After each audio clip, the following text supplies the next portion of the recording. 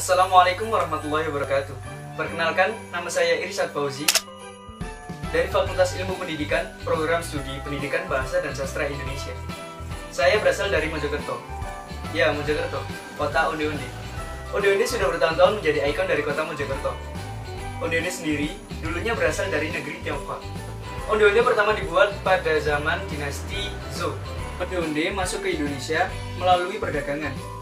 Laksamana Chengho dikenal sebagai orang yang pertama kali membawa onde-onde ke Indonesia pada saat pertemuan dengan Kerajaan Majapahit.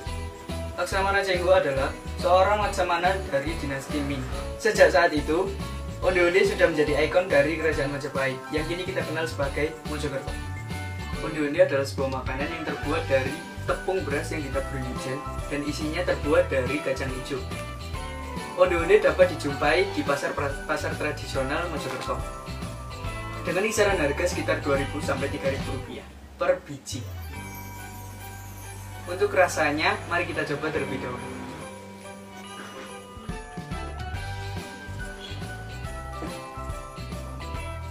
Dari materi yang sudah saya sampaikan, ternyata rasanya sesuai. Onde-onde memiliki tekstur yang empuk dan rasanya cukup manis. Onde-onde juga cukup mengenyangkan, jadi cocok jika kalian lapar dan tidak punya uang. Setelah kita berkenalan dengan kuliner khas Mojokerto, sekarang saatnya kita berkenalan dengan kesenian khas daerah Mojokerto. Kesenian ini dinamakan Jipaplok Jidor, kompang kembar dari Desa Ngaris Kidul, Kecamatan Gedek, Kabupaten Mojokerto. Kesenian ini memang memiliki kemiripan dengan kesenian jaranan. Namun, ada beberapa hal yang membedakan antara kesenian Jipaplok Jidor dengan kesenian jaranan. Seperti halnya yang pertama ialah musik pengiring. Musik pengiring dalam Jipaplok Jidor adalah terbang jidor dan diiringi dengan lagu-lagu sholawat. Sedangkan dalam kesenian jaranan diiringi dengan musik-musik tradisional Jawa seperti gamelan dan sebagainya, dan diiringi oleh lagu-lagu Jawa. Kemudian dalam Jipaplok Jidor hanya ada 3 tokoh, yaitu Jipaplok yang merupakan hewan yang memiliki 4 kaki. Kemudian ada yang namanya Yai Dalbo yang merupakan seorang tokoh pemuka agama di masanya. Dan yang terakhir ialah Boang yang berperan sebagai pemilik dari Jipaplok tersebut.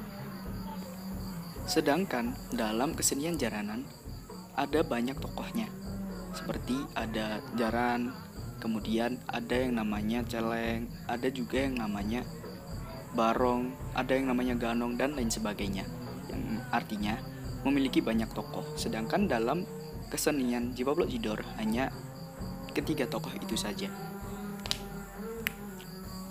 Kesenian ini sudah dijalankan selama bertahun-tahun di Desa Ngaris Kidul, Kecamatan Gedek, Kabupaten Mojokerto.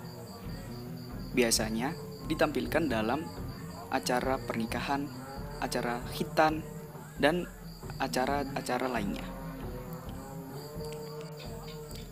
Demikianlah pengenalan kuliner dan kesenian dari kota Mojokerto. Kurang lebihnya saya mohon maaf. Saya akhiri. Wassalamualaikum warahmatullahi wabarakatuh.